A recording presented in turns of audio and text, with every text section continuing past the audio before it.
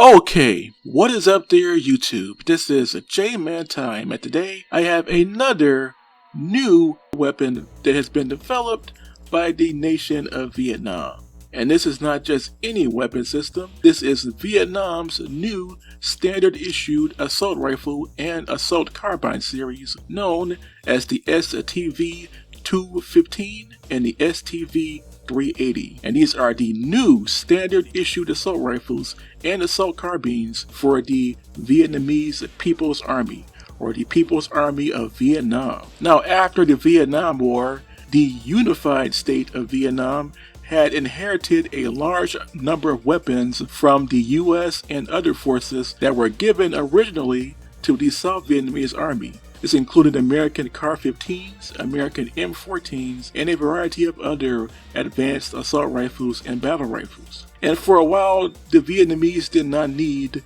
many new weapons, especially a new infantry rifle, as they had a ton of weapons that were given to them by the Soviets, captured from the Americans, or captured from the Chinese during the Vietnam Wars of 1946 through 1989. But starting in the year of 2014, Vietnam did something totally different. They went to the Israelis, the Israeli IWI, or the Israeli weapons industry, and had adopted the Israeli IWI Galil ACE, which is an Israeli assault rifle that is an update to the old Galil series of assault rifles / battle rifles from the late Cold War era, which themselves were based on the Soviet AK-47 and Belgian FNFAL series. And this deal between Vietnam and Israel started in the year of 2014. Now, Vietnam did something even stranger. In 2014, Vietnam allowed the Israeli weapons industry to set up a manufacturing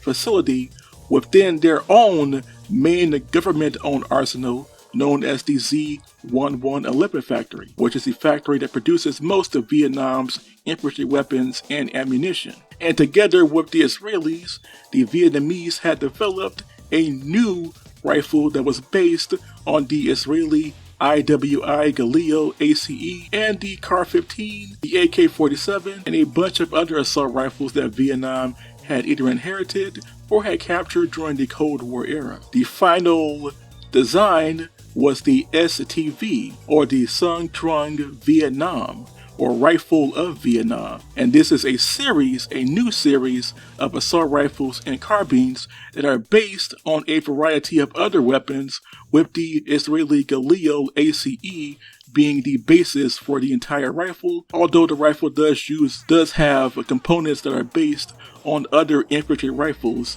from other nations. So let's go over the new Vietnamese STV series of select fire assault rifles and assault carbines. The first version is the STV-215. The STV-215 was based directly on the Galil ACE Model 33, and it is a select fire assault carbine, chambered in the standard 7.62 by 39mm cartridge and fed by the same magazine as the basic AK-47 and AKM. The weapon weighs just 6 to 7.9 pounds unloaded and has a rate of fire of 700 rounds per minute. Vietnam adopted this weapon formally in the year of 2019 as their new standard issued assault rifle, technically replacing the Israeli Galil ACE, which had only served for 5 years, starting in 2014. Another version was developed known as the STV-380, which is pretty much the same weapon system, but with a much longer barrel and a folding stock that is based on the Belgian / French FNFAL Para, which is the paratrooper version of the FNFAL battle rifle. The Vietnamese pretty much took the STV-215 and combined it with the idea of the French / Belgian FNFAL Para, at least in terms of its folding stock, and it also has a much longer barrel than the STV-215. This version is slowly becoming the standard version of the STV series, as there are just as many of these SBT-380s as there are the STV-215s. Then in the year of 2020, 2021, Vietnam unveiled a third version known as the STV-410. The STV-410 is inspired by both the Galil ACE and the Russian AK-15. The AK-15 being Russia's new assault rifle that has been in production since the early 2010s. Vietnam has actually tested a number of AK-15s and at one point was planning on adopting the AK-15 to replace the older AK-47 and AKM series of rifles that still serve in the Vietnamese army now as third-line weapons. The SBT-410 also has a new rail sight, and it also has an underbarrel grenade launcher on some variants. This variant again was introduced in the year of 2020 and 2021. Then in later 2021, there was a fourth version of the STV series, known as the STV-416. The 416, design-wise, is a combination of both the Galil ACE and the Russian AK-103 or AK-103 series of assault rifles. Now, Vietnam has used a small number of AK-103s as Vietnam is a customer of Russia when it comes to importing weapons from other nations. So the SBT-416 is literally a fusion of the AK-103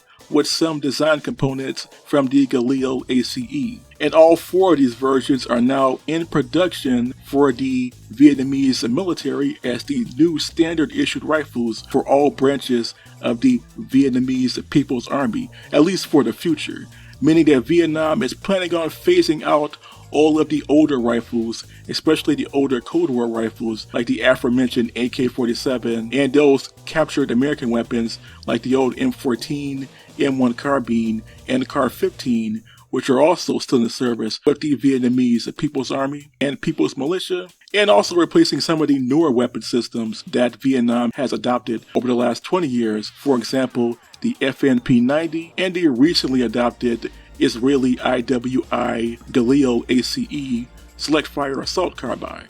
This new STV-215 and its spin-off variants are the new assault rifle of the Vietnamese army, and this is Vietnam's first step towards complete modernization, as Vietnam over the last 10 years has been overhauling their military, replacing all of the old Cold War weapon systems, vehicles, and naval vessels with newer 21st century weapon systems. And this weapon system here, the SBT-215, and its upgraded variants, the SBT-380, SBT-410, and STV-416, are the new standard issued rifle of the Vietnamese People's Army. So what do you all think of this? Vietnam's new assault rifle or new series of assault rifles that are now being manufactured in Vietnam at the state factory known as the Z111 factory. What do you all think of this? Please tell me in the comments section below. And until next time, this was J-Man Time signing off.